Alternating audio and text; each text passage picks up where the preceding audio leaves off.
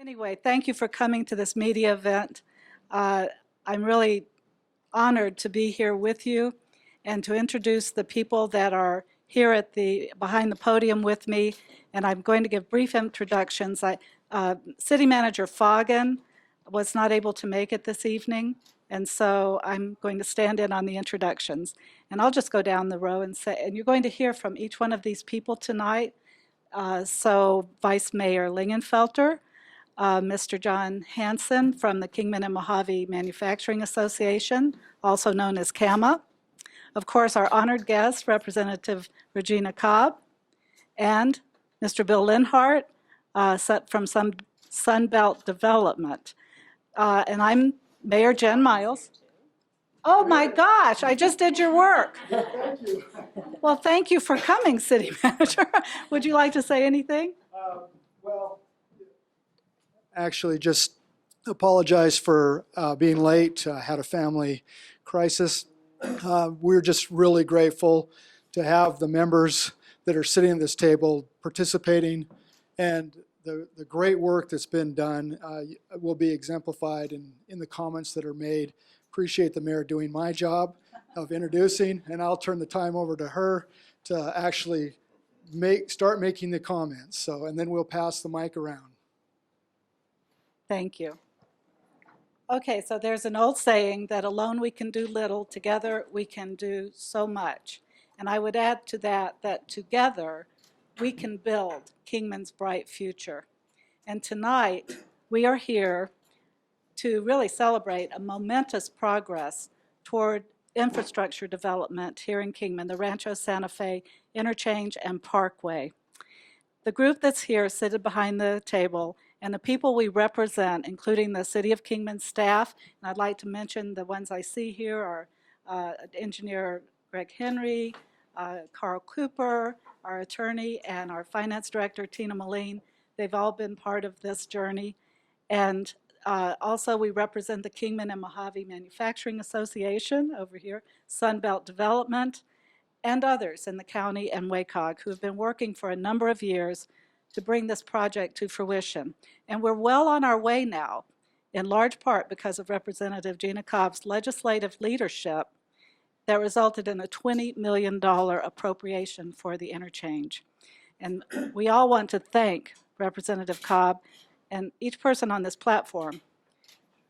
But we also thank Governor Ducey, who has come to understand and support this project because it lays a foundation for economic vitality and public safety. But tonight's heroine is Representative Cobb, a person who is a champion for our city and for this project. And Kingman's fortunate to have such a stellar representative who is effective and impactful in advancing these legislative initiatives on our behalf. And before I go further, I have to recognize our supervisor, Gene Bishop, who is also being effective and impactful at the county level. So sorry, Gene, I almost forgot. Yay. But back to Representative Cobb, who has been tireless in working with the governor, his staff, and the legislature to secure this appropriation. And for that, we are forever appreciative.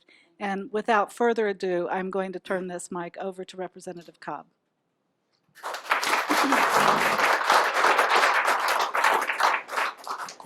I just want to say I'm not a heroine.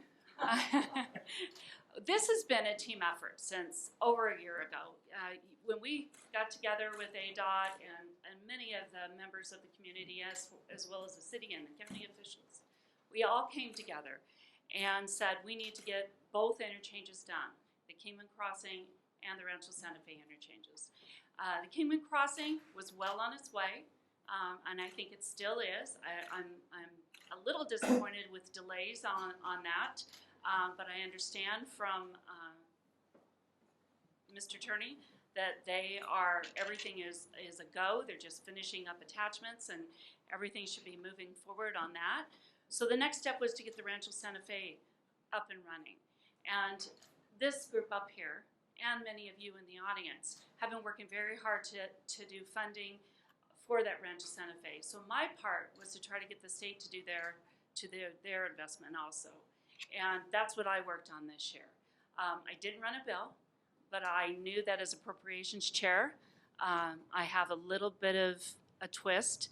So I was able to get some infrastructure, and not just infrastructure for Kingman, but infrastructure around the state. I think that it is really important that we start investing in our infrastructure. I think that that's where our investment needs to be. Besides investing in businesses, we need to invest in our infrastructure. And so we started with I-17. The Governor Ducey already had that in his budget from the very beginning back in January. So I knew that the north east was taken care of. And so then I looked at other infrastructure projects that weren't on ADOT's list. And this fell right into it. And this was one of the infrastructure projects that we did. So when we went into the budget, we said, something we're going to add that you didn't have, Governor, is we want to be able to add all these extra duties to be able to do throughout the year. And he was very receptive of it. And probably in the beginning, we had maybe a month of going back and forth in small movements.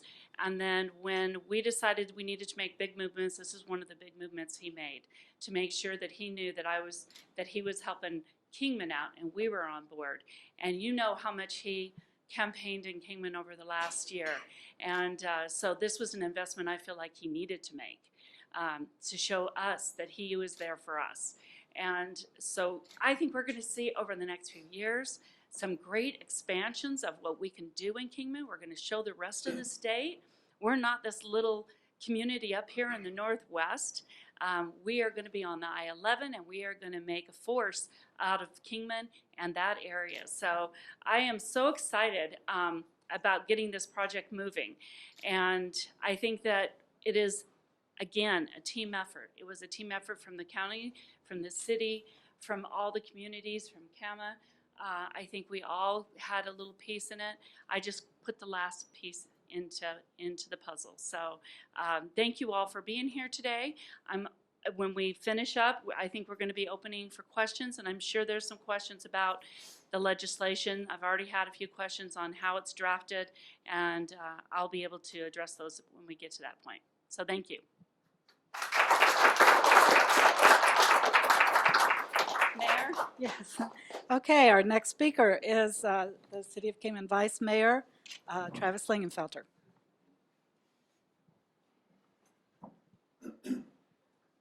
Thank you, Mayor Miles. Really, this event tonight is really just, I think, to spotlight all of our partners. It has been a team effort, and we've been working together really since 2017. So, first and foremost, Regina coming through with this $20 million appropriation. The Arizona legislature, I don't know if you're familiar with it, but it's kind of like a Turkish bazaar. There's a whole lot of activity and everybody's selling something. So for her to be able to successfully navigate that for us this year and work with the governor is phenomenal.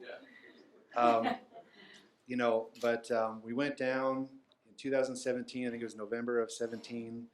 I had made up some hats, and we gave out these I-11 hats. And after that point, we started going to pretty much every single Arizona Department of Transportation Board meeting. They were traveling around the state. We were following them. Mayor Miles went to several of those. I know Mr. Lenhart went to many of those. John Hansen, I don't know if John Hansen missed one. I mean, he was all over the place and representing the Kingman and Mojave Manufacturing Association, which we're really blessed to have here in Kingman. This project is going to change not only Kingman, but all of Northwest Arizona. The thing that's really held Kingman back has been infrastructure. And this project, once it's in, I mean, the city's working with the FAA right now to release phase 2, which is another 1,800 acres at the industrial park. Mr. Lenhart, as you'll see by his boards, he's planning a private 400 or 500 acre private light industrial park. So cumulatively, we could have about 4,500 acres to have aviation and industrial businesses in Kingman and to create jobs, livable wage jobs, that you can raise a family on and that have health benefits And I don't care what industry you're in Kingman, all boats are going to rise. So I'll wrap up here. I just want to present, I went out and those hats I mentioned, the city didn't pay for anything. I went out of my own pocket. These I went out of my own pocket. It's just, these are to recognize just the place that we're at. I'd like to give these to, one to Regina. It's a little plaque and a shirt. I also had one made, if you would be so kind as to give this to Governor Ducey and tell him I expect him to put it on social media. And, I'm sure he will too. and really we have to recognize John Hansen and KAMMA for all that they've done, the letters of support, the traveling all over the state, just the constant advocacy for this infrastructure to help industry. And then I want to give this to Mr. Lenhart. He's been a key partner, you know, since the beginning. So, you know, John, thank you so much. Mr. Lenhart, thank you. Thank you for everybody that's here and their support. And the next thing I'll spring for is golden shovels. So.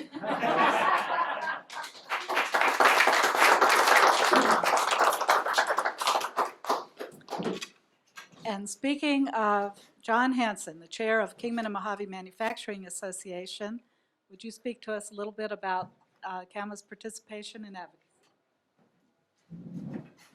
Well, thank you, Mayor Miles, and thank you, Representative Cobb.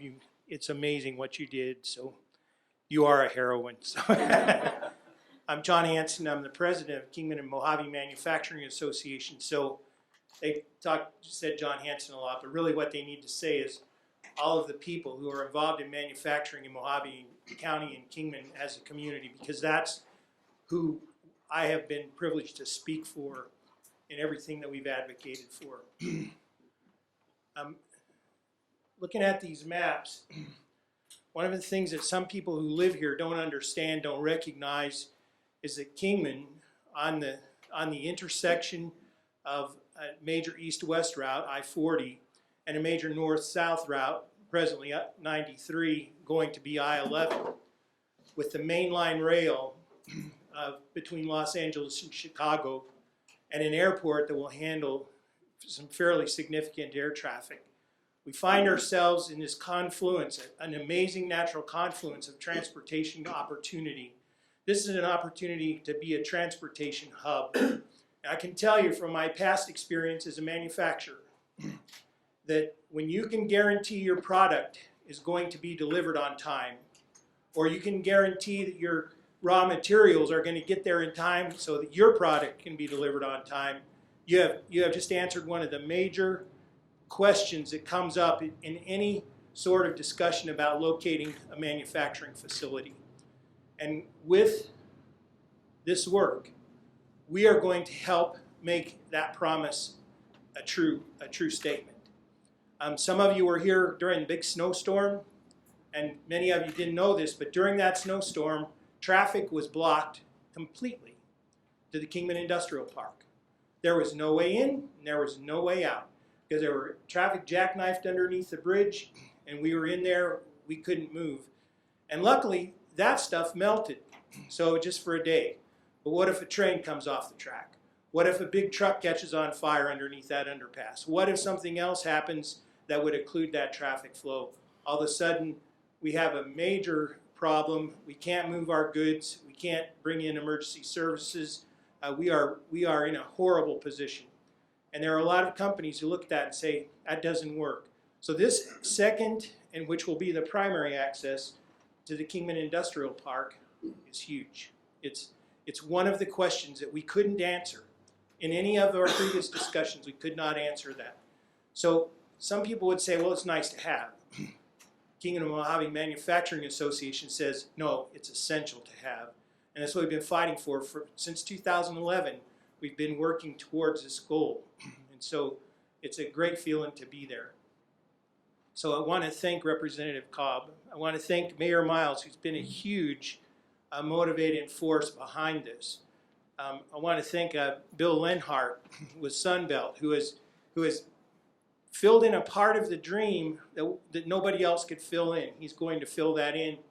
And Vice Mayor Lingenfelter, who I know he's been the pointy end of the spear on a lot of these discussions, and he's got scars to prove it. So I want to thank all of them for their amazing contribution.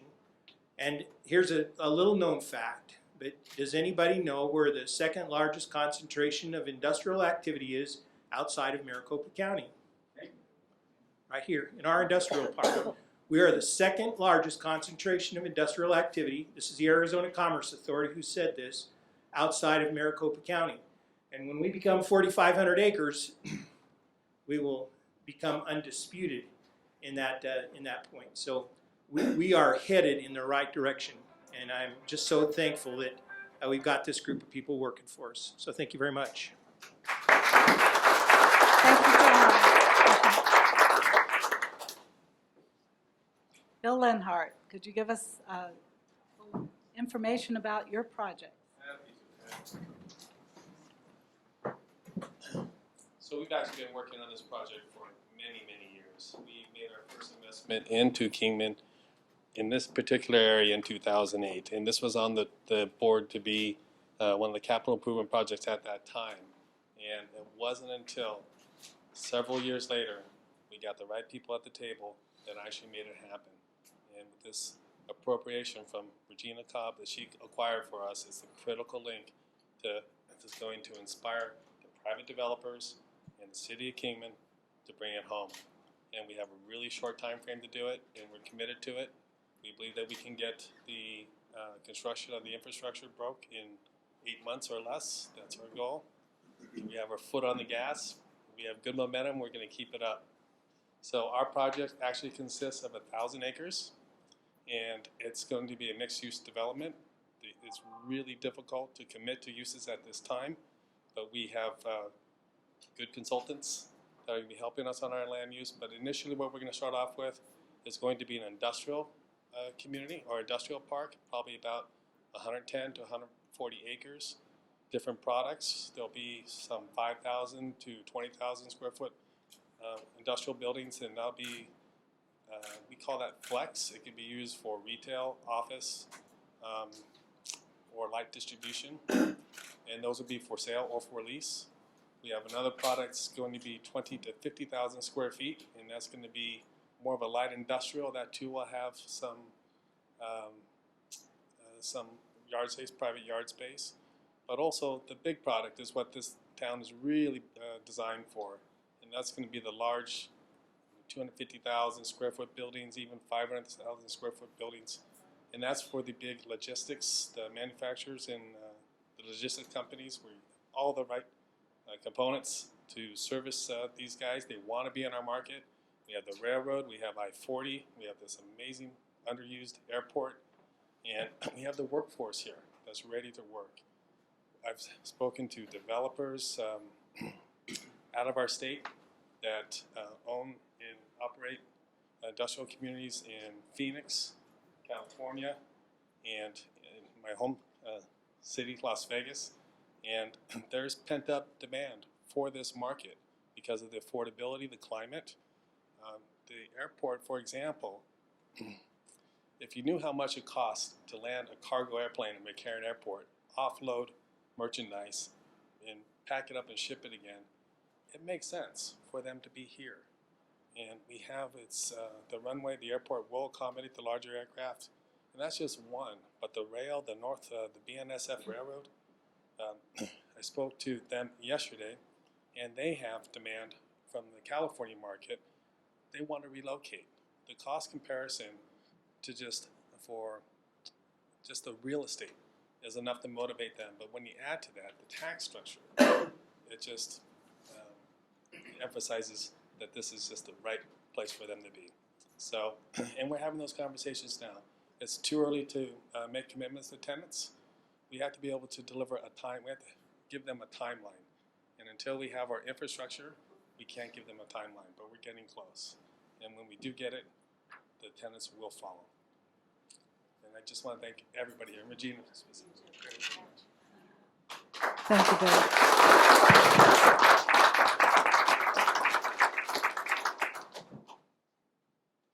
Okay, I think now we'll just open it for questions. Okay. Mr. Hawkins. Thank you. I understand Representative Cobb needs to leave pretty soon for another engagement, so I want to address her first. I want to say, just having done what I've done so long here, and many people in the room have seen the history, the late Representative John Wetcobb rose through the legislative ranks, became House Appropriations Chairman, and delivered hundreds of millions of dollars that we saw fixed 93 and 68. Now we saw Travis and this contingent go to ADOT meeting after ADOT meeting, begging for money for a 5-year plan, only to be told no. And most of us didn't know that you had the rabbit in your hat pulled out. So I think that's awesome. But what we don't know is that certainly that money's not going into our bank account. So what are the timetables? What are the benchmarks? What do we have to do to secure and keep that money rather than losing it? Well, to begin with, thank you for kind of giving me that analogy of John Wettot. My gosh, he's such a wonderful man, and I really couldn't follow in his steps. He's done some great things. But right now, what we have to do is we have to come up with a report, give it to the governor's office, and pretty much the money is ours. And it does go into the bank account. It goes into the city's bank account. And as soon as we know where all the other dollars are coming from that are going into this infrastructure project, then that $20 million comes right to the city.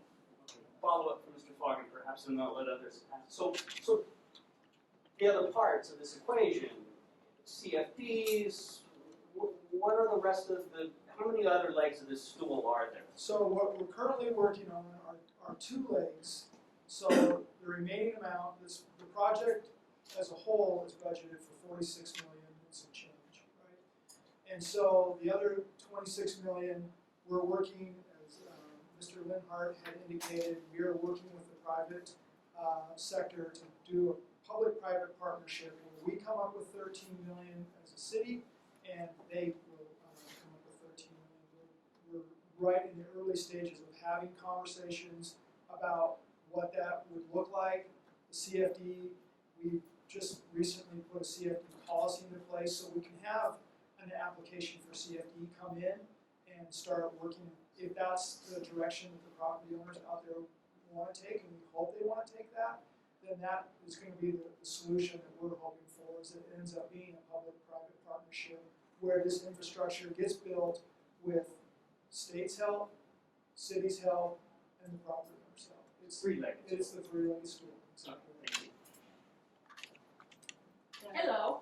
Hi. I was watching the news the other night, and they were showing cars that they painted with come to Arizona, or Phoenix. And they're driving up and down 101 and Highway 5 and over to California to try and draw people to Arizona. The cost of living is cheaper. So, do we fall in that too, or is that only for Phoenix area? Or is it for statewide? Come to I think we are a fast-growing area in this. In Maricopa right now is the #1 county as far as growth in the United States. We're number 4, though the state is number 4 in the United States. So that tells you the growth that we're having outside of Maricopa County. So it's not just Maricopa County, it's everywhere is growing. Now, when we start putting in infrastructure in all these different areas, that's where we're going to start seeing growth. That's where we're going to start seeing industry. That's where we're going to start seeing retail. That's where we're going to start seeing people moving here that want a different lifestyle. We have a little bit of a slower lifestyle, and than especially California. But we lack some of the amenities that we really need to have here that draw people in. And I think that's what these 2 infrastructure projects are going to do with Kingman Crossing and this Rancho Santa Fe together. I think those 2 are going to draw in a lot of people into the community. One of the things, and you guys know, you've been with me for a long time. We have a difficulty attracting professional people here. And the only way we're going to do that is by upping our game. And I think this just helps us up that game. So, yeah. I can add to that. I know exactly what you're talking about. The Economic Development Group down in Phoenix, they're called GPEC, the Greater Phoenix Economic Coalition. they funded these vehicles, and they're driving around marked with Arizona in this San Francisco area, and they're actually specifically targeting tech companies. So I don't know if you know about the $3 billion data center project from the good work of the county, but you know, I think you're going to see a lot of other companies start to pop up around that data center after it's done. So I think just overall, with the industrial park that we have, Mr. Lenhart's private light industrial, and the county's efforts, there's going to be a lot of opportunity for job creation in the near future. I want to add to that also, that right at the beginning of the year this year, I usually meet with Governor Ducey at the beginning of the year, and I went in to sit down with him, and he said, what are your priorities this year for the state and for you? And one of the things I said to him was, this is a priority for the state. It's not just a priority for Kingman, but it's a priority for the state. We've been talking about increasing manufacturing for years. That's a stable economy. That's where it becomes stable. And so it fits right into his plan. And so when I brought that to him and said, infrastructure is one of the things I'm going to talk to you about, that this is one of the projects that has to be included in the infrastructure, he took it to heart and obviously decided that he was going to work with me on this project and be a partner. So I think it's not just Maricopa County. This proves right now that we are important. Any other questions? Just one quick one here. Yes, And for Madam Mayor, Vice Mayor, Manager Foggin, whoever would like to take it, going off of Tuesday's council meeting, we're hoping one of you can speak a little bit to the way city's kind of shifting its annexation focus to the interchanges as opposed to some of the other things that have been discussed. Well, I think on Tuesday we had a really robust discussion and created both a short-term and a longer-term plan for annexation efforts for the city. And I think that we all agreed that in the short term we've asked the city manager to come back with a plan to basically move down I-11 and in the undeveloped areas around that will ultimately include these in all the interchanges. That just makes sense because we will benefit from the development that happens after these interchanges are in place. Longer term, we still have the annexation objectives of looking at the airport and looking at Kingman High School, and so those have other issues associated with them in terms of funding the resources necessary to serve those areas. So but those are definitely still on the horizon, just longer term. Initially, we're going to look at moving down the I-11 corridor.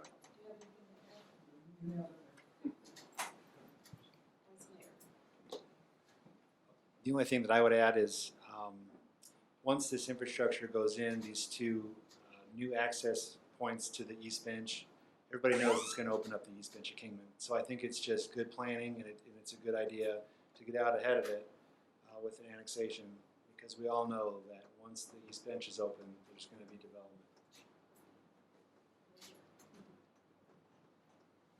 Anything else? Any other questions? I just have a quick one. Yes. On the map there where it shows Rancho Santa Fe interchange, and you can exit to go to Louise, will you be able to continue to Louise, or is it? So this is probably the best question for the city engineer. If we're talking about Rancho Santa Fe, the only tie-in that we're currently planning that would go east-west is Airfield. Okay, so that's as development occurs, the connections between the Kingman Crossing area and here he comes to bail me out. Greg Henry.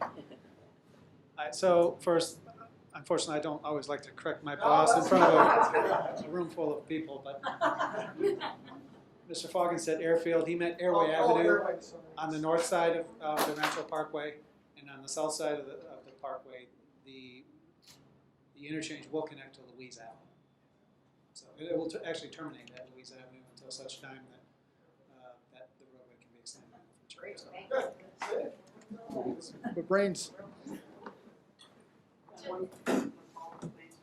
For the Sunbelt leg of the stool, where are we with development of the CFD? I mean, do we have maps and do we have like showing boundaries and properties that would come in? And when does that come to the council? And what's the contingency plan if that doesn't get endorsed?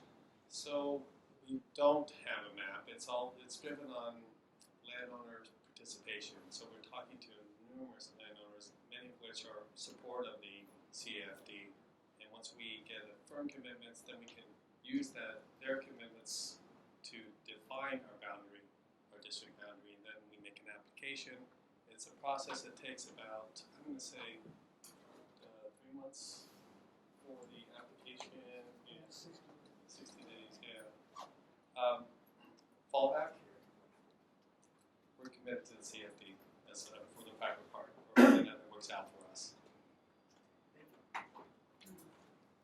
I'm going to answer a question that I've had from the reporters from before is why does it say interchanges? And that's because there's a north and a southbound side on that interchange.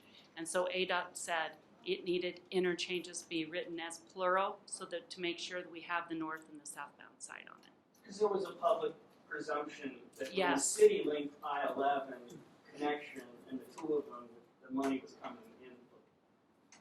Any interchanges. No. What it was is because of the north and the southbound side of the interchange. And so they needed to do it as plural. So Okay, thanks. Thank you. Okay. 1, 2, 3. I'm going to give you another chance. Any questions? thank you. I would just like to thank all of you because this has been very informative and we'll be here for, Representative Cobb has to go to another meeting, but I think the rest of us will be able to stay and talk a little bit. I think Ms. Bishop's coming with me. Okay. Okay, thank you.